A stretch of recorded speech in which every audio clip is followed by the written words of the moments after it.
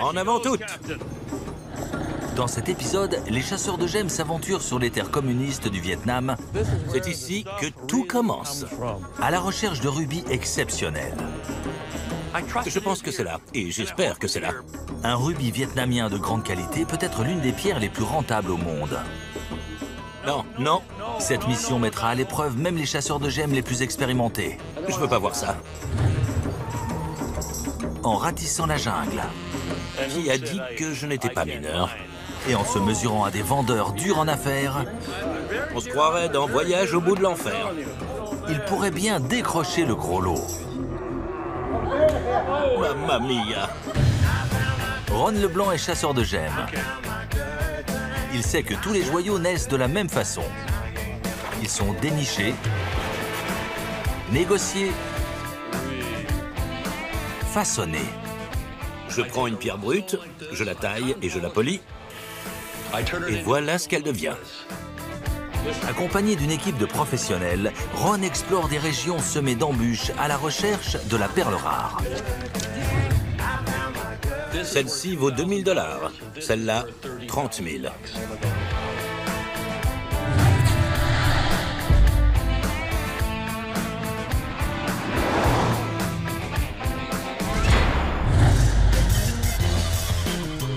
De nos jours, il est de plus en plus difficile de trouver des rubis de grande qualité. Mais les pierres réellement exceptionnelles sont parmi les plus rentables au monde. Le Vietnam produit des rubis d'une incroyable pureté et certains sont même dotés d'une hypnotique étoile à 6 branches. Mais c'est aussi le pays des fausses pierres précieuses, habilement créées à partir de verre et de matières synthétiques. L'équipe aura du fil à retordre pour différencier le TOC des trésors.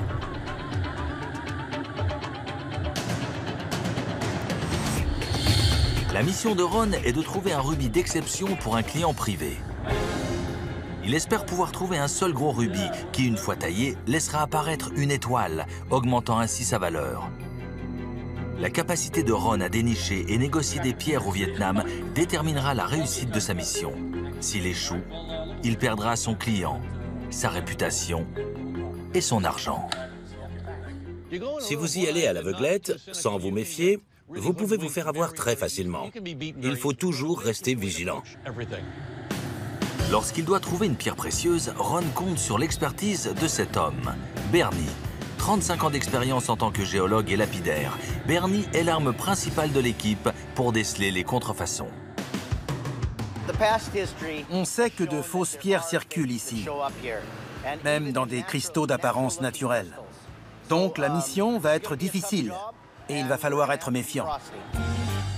Diane confectionne un sac à main qui sera orné de rubis.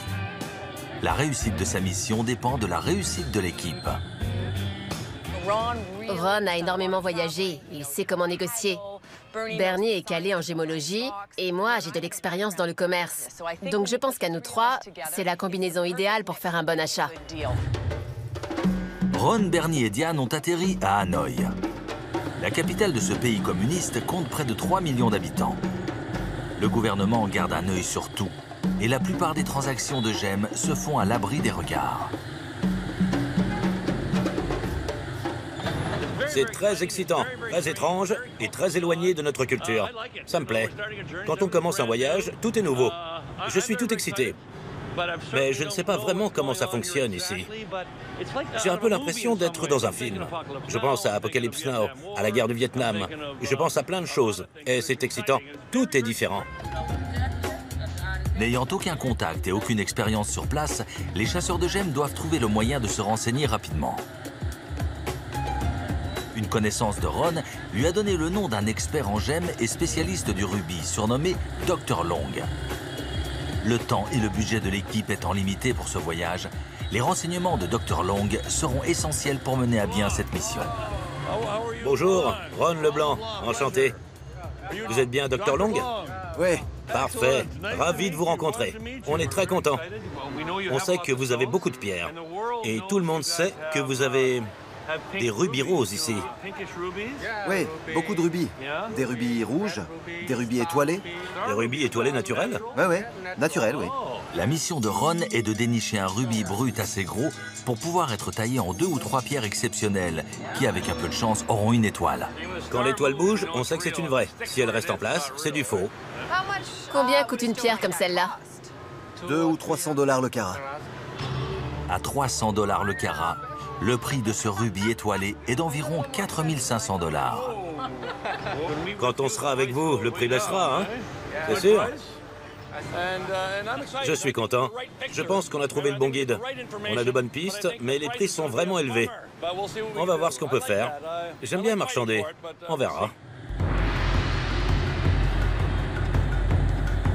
Avant de trouver son rubis géant, Ron doit plonger au cœur du marché noir d'Hanoï.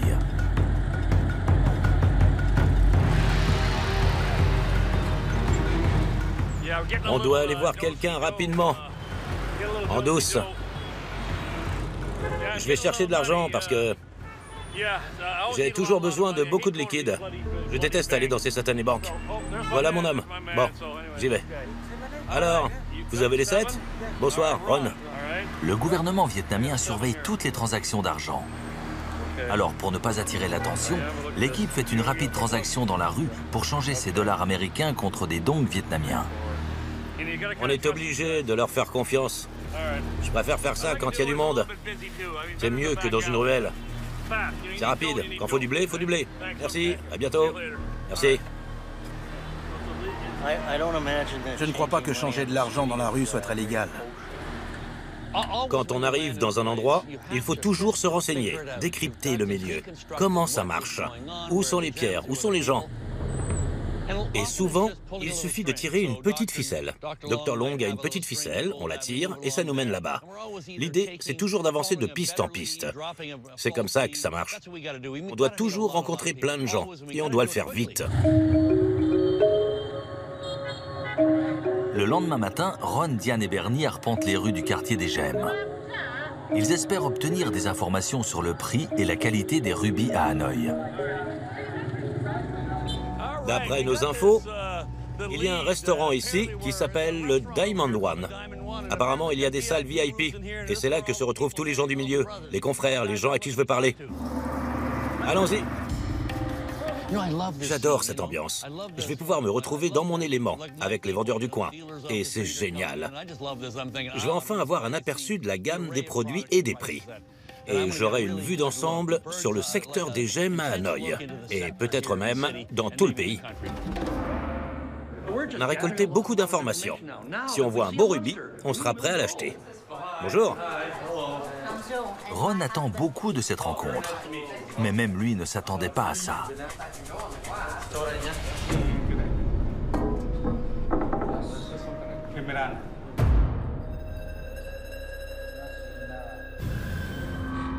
Ils sortent une pierre colossale. 10, 15 kilos, je ne sais pas combien elle pesait. Ils nous disent que c'est de l'émeraude. Je regarde la pierre, ça me paraît louche. Bernie la regarde et n'est pas convaincu. Je ne sais pas ce que c'est. Moi non plus. C'est très bizarre. Je ne suis pas sûr que ce soit de l'émeraude. Ron et moi avons tout de suite senti que quelque chose n'allait pas. Qu'est-ce qu'ils cherchaient à faire? Peut-être qu'ils nous prennent pour des amateurs. Pour confirmer ses soupçons, Bernie contrôle la pierre à l'aide de son testeur de gemmes électronique. Tout à gauche, c'est le verre, à droite, c'est le diamant. La machine ne remplace pas l'expérience, mais elle confirme les craintes de Ron. On sait qu'ils essaient de nous rouler. Et évidemment, je suis un peu dépité, parce qu'ils essaient de nous arnaquer et ça m'énerve. Les prix sont dingues. Je suis vraiment déçu et en colère parce que ça sent l'arnaque. On ne va pas la prendre. La pierre suivante est présentée comme un rubis. Il nous passe une pierre rouge, mais je la regarde et la couleur me paraît bizarre.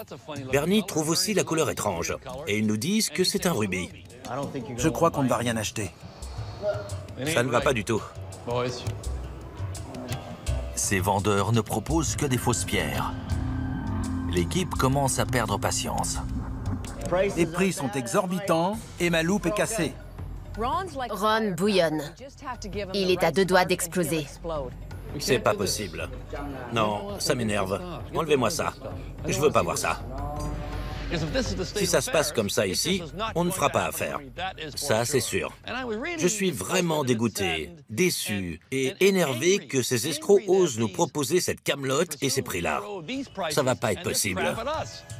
Pour l'instant, c'est un fiasco total.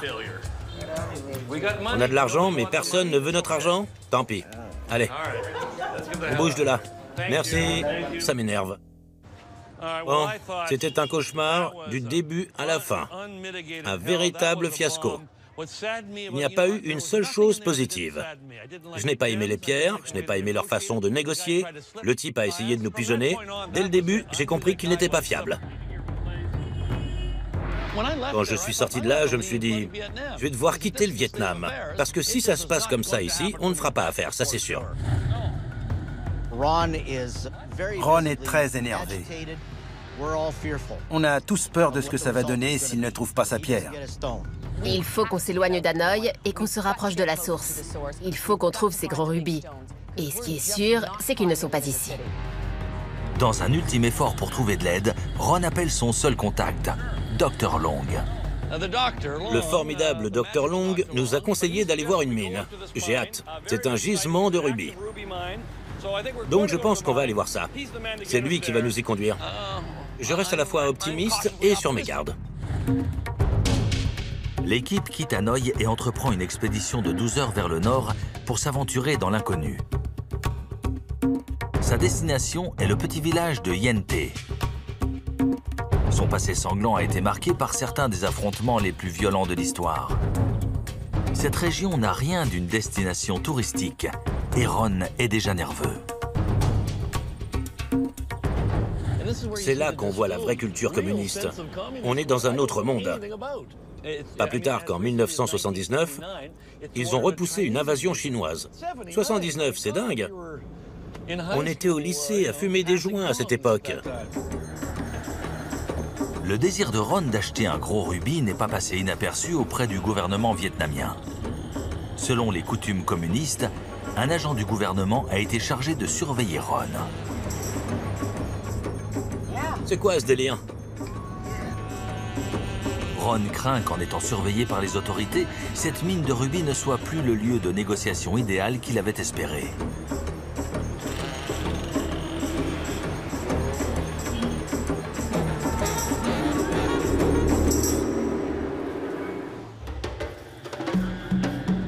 Ron, Bernie et Diane n'ont pas trouvé leur rubis à Hanoï. Ils ont fait route vers le nord pour rejoindre la ville de Yen Thé. Ils espèrent que les rubis seront plus gros, plus beaux et moins chers. On a traversé le village. On a vu les devantures des boutiques de bijoux. Il y a beaucoup de pierres ici. On est content de commencer les recherches. On peut dire que la chasse commence ici ce matin. J'ai observé le village et il n'y a pas d'étrangers. C'est très bien, parce qu'on n'a pas de concurrence extérieure. Ça me donne un avantage, parce qu'ils vont me prendre pour un touriste naïf, avec les poches remplies. Ron va s'appuyer sur son expérience et ses compétences en négociation pour passer au crible les pierres standards afin de déceler les rubis d'exception. Là, on essaie de voir ce qu'il y a sur le marché. Les marchés sont parfaits pour évaluer le panel des produits proposés, la qualité et le prix. Le problème sur ce marché est la grande quantité et variété de rubis. La plupart de ces spinels peuvent ressembler à des rubis. Mais quand ils sont taillés, regardez. Ça, c'est du rubis. Ça, c'est du spinel. Donc, c'est pas facile pour nous. Cet endroit présente une particularité à laquelle Ron et l'équipe n'ont encore jamais été confrontés. Tous les vendeurs de gemmes sont des femmes. Dans le milieu, on sait que les femmes sont plus dures en affaires. Elles sont plus près de leurs sous. Ce sont des lionnes. Vous savez, quand les lions rugissent dans la jungle, les singes sont effrayés. Tout le monde a peur. Mais au final, ce sont les lionnes qui vont chercher la nourriture et qui la ramènent au pauvre lion qui est fatigué d'avoir rugi et qui a besoin de manger. Les chasseurs de gemmes commencent à préparer le terrain. Ils sortent les liasses de billets pour appâter les vendeuses.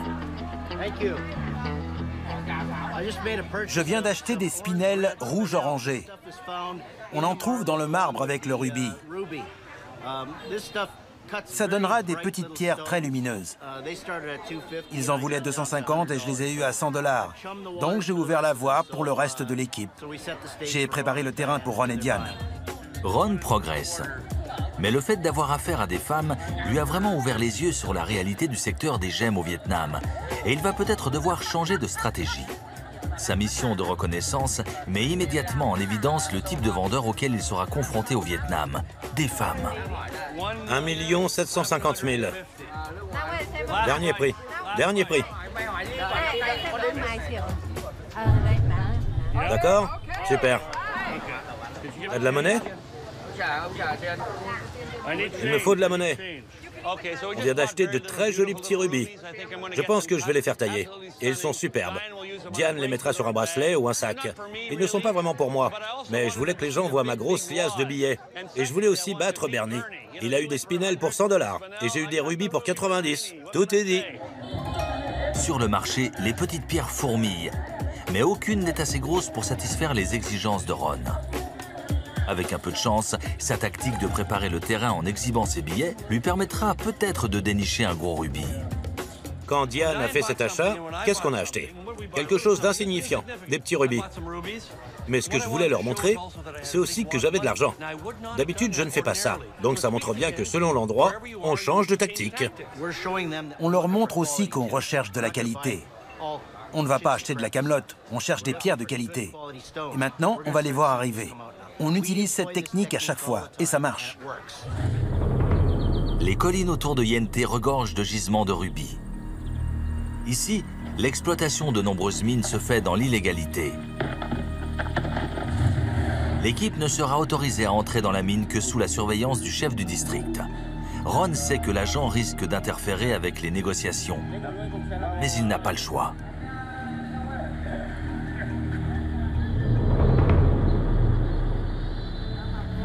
Comment on va faire avec ce chaperon qui est dans la voiture derrière? À ton avis, qu'est-ce qu'il va dire quand on sera sur le gisement du gouvernement à essayer de trouver des pierres? Il faudra qu'on ouvre les yeux et qu'on essaie de trouver des vendeurs. Peut-être qu'il nous laissera faire, ou peut-être qu'on devra s'éloigner de lui et trouver des vendeurs sans lui, parce que je suis sûre qu'il y a des pierres ici et qu'elles sont à un meilleur prix.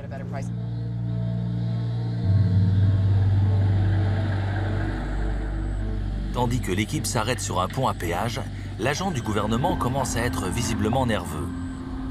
L'atmosphère change. La présence de l'équipe ne semble pas plaire à tout le monde. Je ne sais pas trop ce qui va se passer. Le chaperon a l'air tendu, mais je pense que ça va aller. Il est au téléphone. J'espère qu'il ne dit pas « Ron est louche ». Je suis un peu stressé. Après 1 heure de discussion, Ron réussit à convaincre l'agent de les laisser continuer.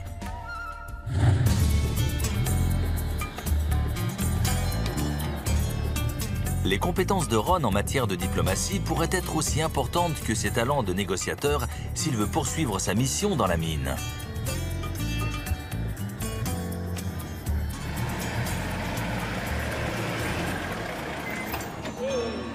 Ça y est. Ça y est, on arrive à la source. Ça va swinguer. En avant toutes.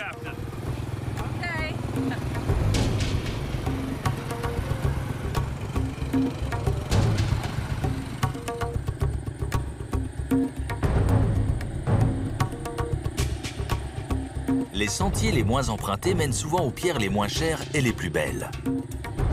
Les 15 prochains kilomètres sont un cauchemar pour les touristes, mais un paradis pour nos chasseurs de gemmes.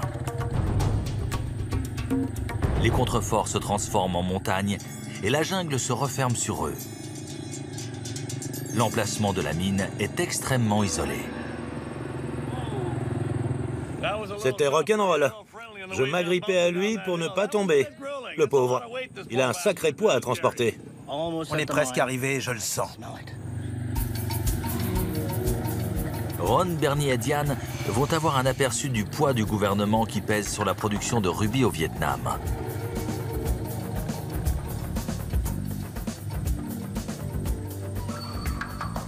On a réussi. C'était un peu chaotique. Bernie, on est arrivé au gisement. Je ne sais pas trop où c'est, mais apparemment, c'est là. Donc on va trouver. C'était pas si terrible. J'aime toujours rappeler que c'est ici que tout commence. C'est ici que ça se passe. Les pierres naissent ici.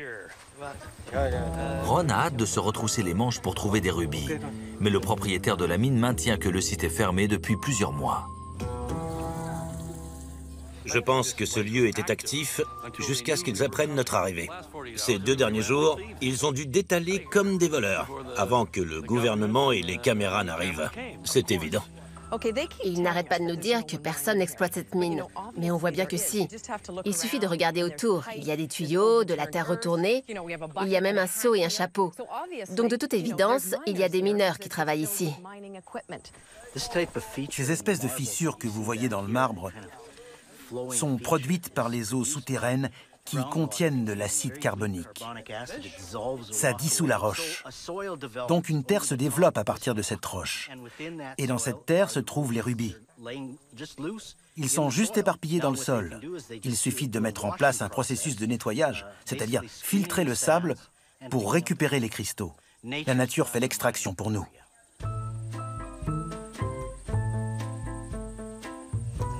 C'est peut-être qu'un caillou. Possible. Bernie dit que ça peut être un rubis. Qu'est-ce que t'en penses? Il y a du rose. Je suis mineur. Non, tu as de la chance. À l'évidence, ce gisement regorge de rubis. Mais Ron ne pourra pas en acheter tout de suite. Tout ce qu'il pourra obtenir aujourd'hui est ce qu'il aura trouvé sur le sol.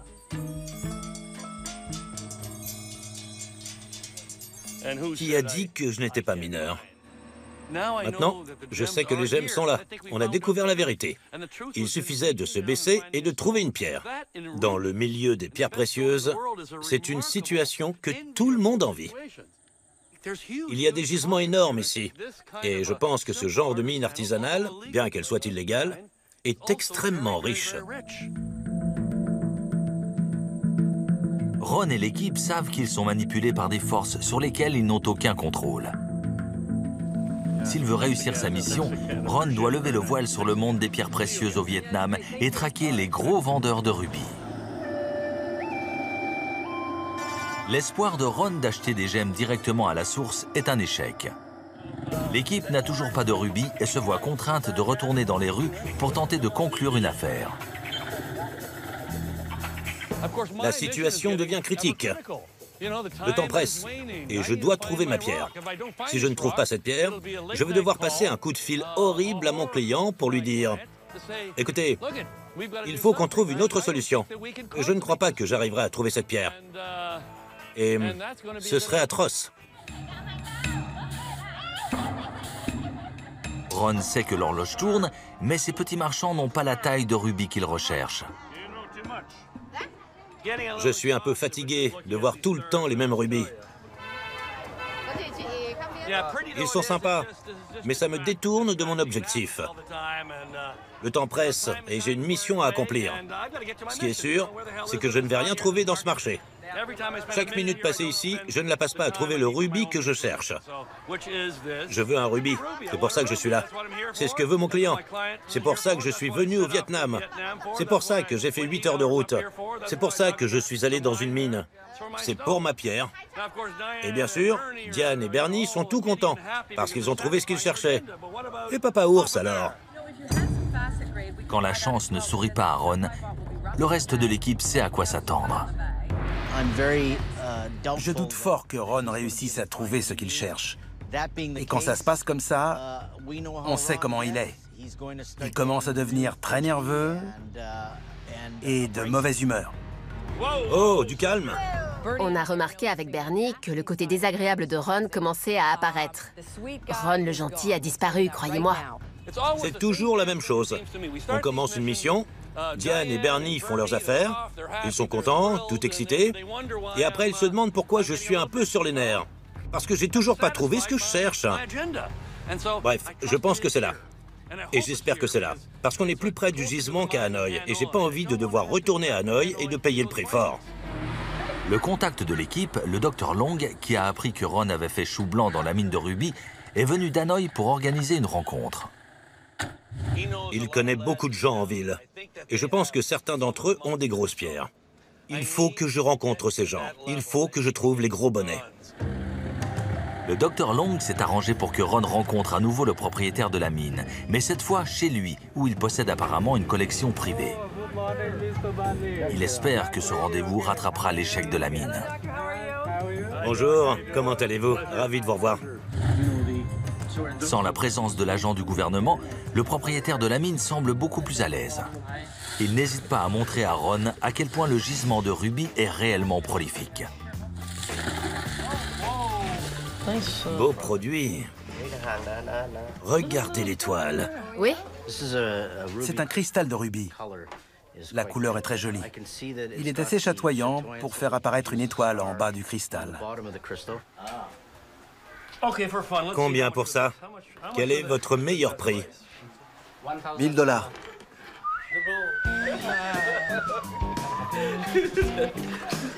Servir de l'alcool fort aux acheteurs de gemmes est un stratagème courant des vendeurs vietnamiens. On est mal. Alcool de riz. Non, non, ça va. C'est léger, comparé à la pisse de panthère des campagnes. Et c'est ainsi que les négociations commencent. Je vous en propose 200 $.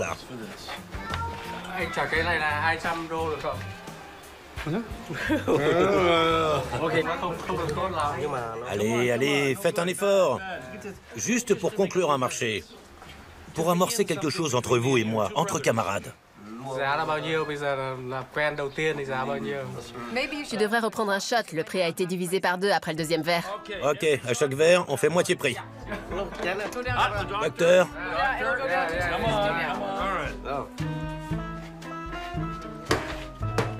C'est pas du cidre. dites-lui que je veux aller danser. Combien le gramme? 42 $ le gramme. C'est trop. C'est trop. Je ne peux pas payer autant pour un gramme de cabochon. Sérieusement, si le docteur ne boit pas, je ne bois pas.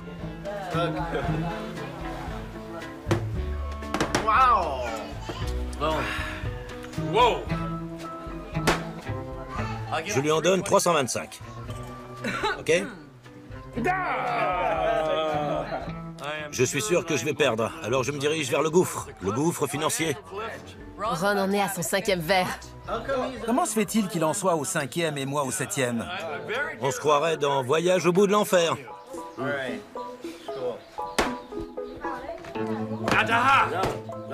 D'accord, je vais vous dire ce qu'on va faire. Je vais faire une dernière offre et c'est tout. Ok? Je vais mettre ça là et je vais lui donner 350 $. C'est tout, pas un dollar de plus. Je n'ai pas plus. Ça marche? Super, merci. Merci. Ça s'arrose, non? Ces rubis étoilés sont trop petits pour la mission de Ron, mais ils sauveront la face auprès de Dr Long et de ses contacts. C'était une sacrée négociation. On avait entendu parler de cette stratégie de l'alcool. Je pense qu'on a bu autant qu'eux. Heureusement, j'ai 2 armes secrètes. Et vous savez comment elles s'appellent? Bernie et Diane. Non seulement la dernière négociation de Ron ne lui a pas rapporté le rubis qu'il espérait, mais elle lui a valu une belle gueule de bois. Le Dr Long a rappelé l'équipe pour une deuxième rencontre.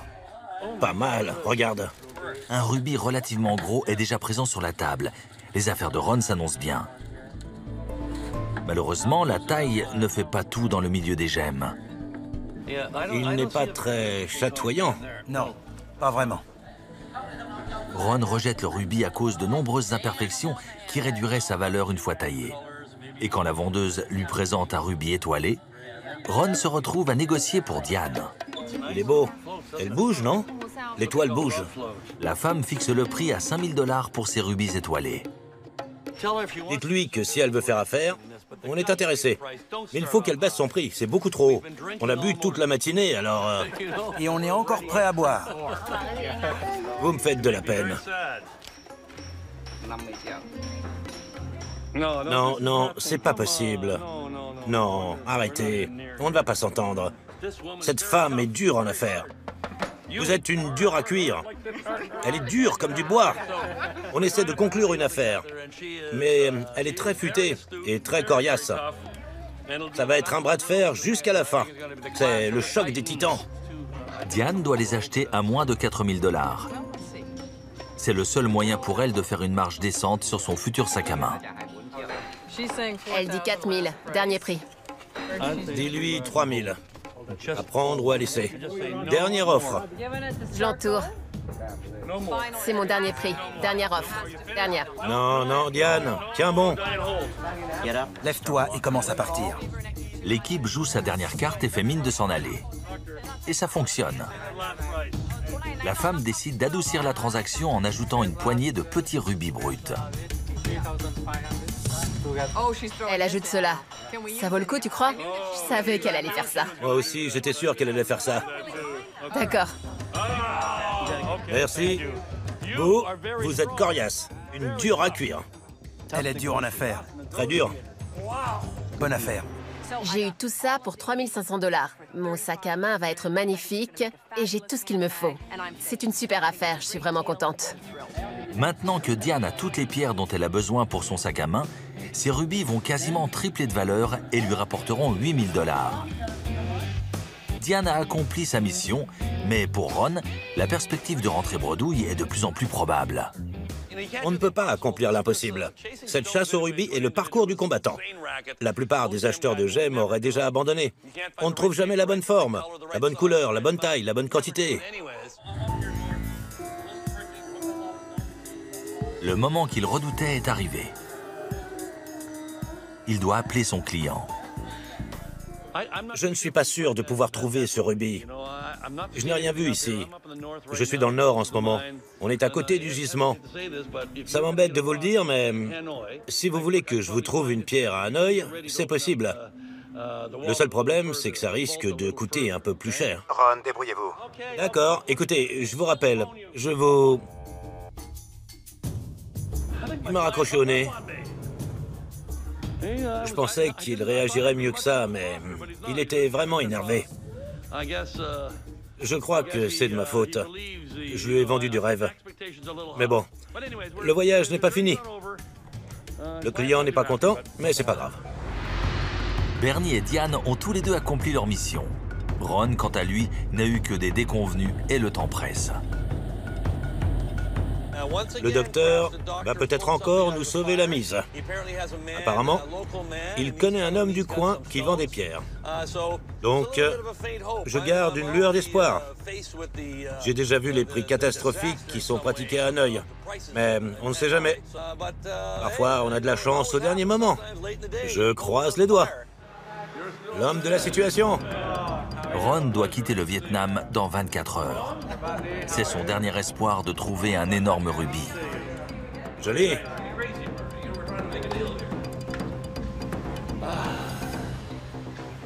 Tout le monde a trouvé son bonheur, sauf moi. Je suis un peu stressé. Belle couleur. La première pierre présentée a un énorme potentiel. Immédiatement, Bernie a les yeux qui brillent.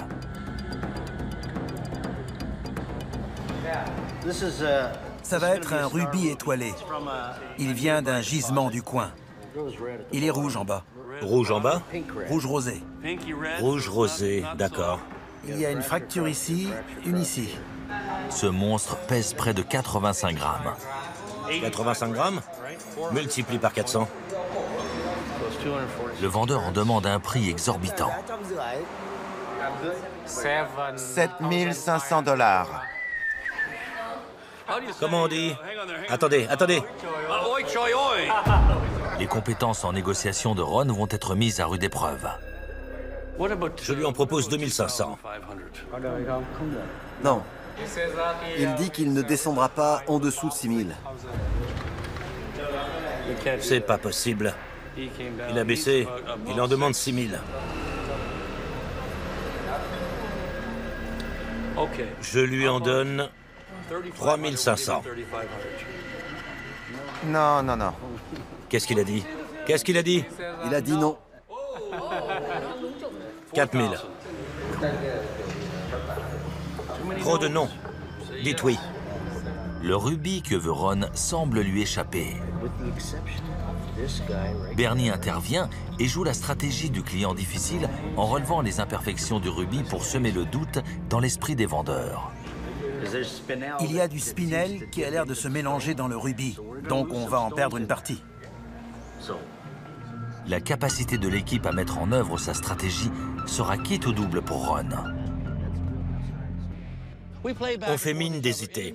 Dans une négociation, quand vous voulez conclure une grosse affaire, c'est très important d'utiliser le jargon technique et toutes ces petites astuces qui vous donnent un léger avantage. L'une des stratégies préférées de Ron est l'humour. Diane et lui savent qu'ils doivent impliquer les femmes dans la négociation s'ils veulent réussir.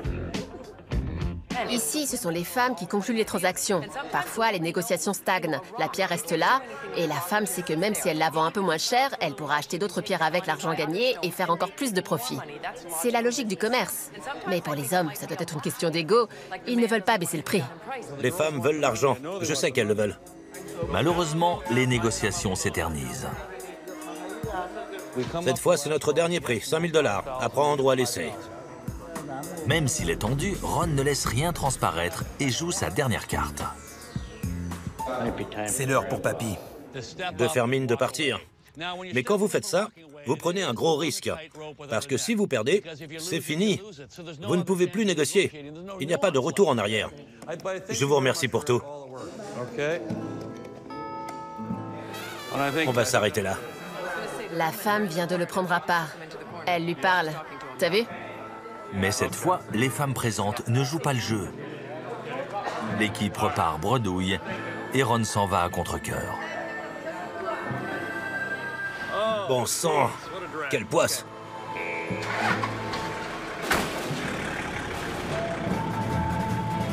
Ron est à court de temps et de solutions. Son rêve de rubis vietnamien s'est transformé en cauchemar. Jusqu'à ce que Dr. Long le rappelle. Incroyable! C'est super! C'était Dr. Long.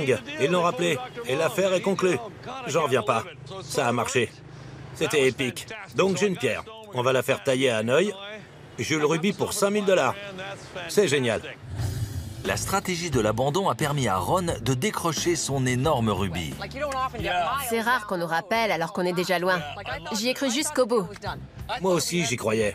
Parce que les deux types se donnaient vraiment des airs. Ils jouaient les coqs. Ouais. Mais les poules ont repris le contrôle. Ça va? Vous avez de la chance. J'ai de la chance. Merci pour votre aide. Dr. Long nous a avoué que c'est la femme du vendeur qui l'a rappelé et qui lui a dit « On va conclure cette affaire ». Donc une fois encore, c'est la femme qui gère les affaires. Oui, tu étais étonné que la femme n'intervienne pas. Tu ne comprenais pas sa logique. Exactement. Mais au final, eh bien, elle a rappelé Dr. Long. 1300 en dong. 1300 en dong et 3700 en billets de 100 $. Merci beaucoup. Ramenez-moi cette pierre. À plus tard. La mission de Ron ne s'arrête pas là. Il doit encore faire tailler le rubis à Hanoï. Une taille de qualité révélera la véritable beauté de la pierre et rapportera à Ron des milliers de dollars. Une mauvaise taille fera perdre toute sa valeur au rubis.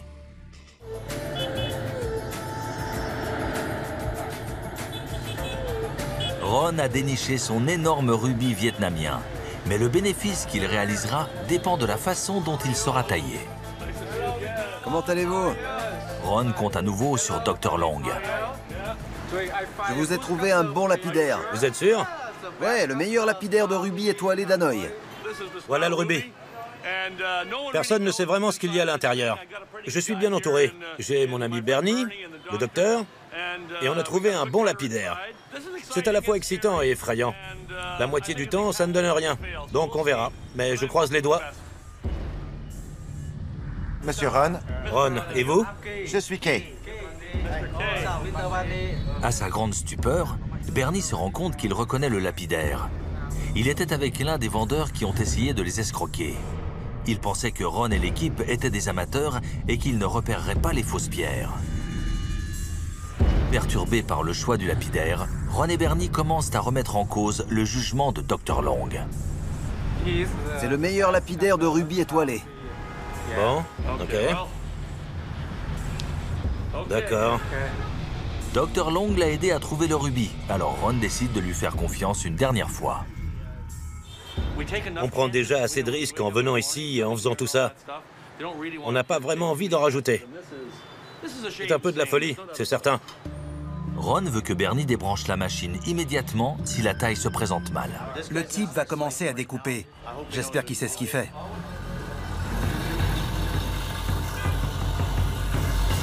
On ne sait jamais si l'étoile va être préservée. Si la taille est bien exécutée et que le lapidaire fait apparaître une étoile dans le rubis, sa valeur en sera plus que quadruplée. Il est très prudent. Le problème avec ces lames très fines, c'est qu'elles ont tendance à s'incurver. Et il faut que l'incision reste parfaitement droite. Taillée de la mauvaise manière, la pierre perdrait toute sa valeur. Peut-être une étoile. Il pense qu'il y a une étoile. Ça fait partie de l'excitation de la chasse. C'est aussi grisant que d'acquérir la pierre. Je suis mort de trouille. Je ne sais pas si je pourrais le refaire. Bernie a vu ça plein de fois, mais pas moi. Ron espère que son rubis sera étoilé. Après 6 heures de taille, de façonnage et de polissage, il va enfin le découvrir. J'ai le rubis. Non, arrêtez. Qu'est-ce que ça donne à votre avis? J'en sais rien, c'est la panique. Regardez. Faites voir. Vous savez, je crois que c'est pas mal du tout. Alors, je suis sûr que ça va le faire. Un rubis étoilé est le plus rare de tous les rubis. Et cette étoile-ci est extraordinaire. Je suis content. Je pense que ces rubis vont valoir dans les 25 000 $. On a payé la pierre 5 000. On peut dire que la mission est accomplie. La mission est accomplie, et bien sûr, une étoile est née. La pierre de Ron à 5 000 $ s'est transformée en une poignée de rubis étoilés à 25 000 $. Son bénéfice total atteint la somme vertigineuse de 20 000 $.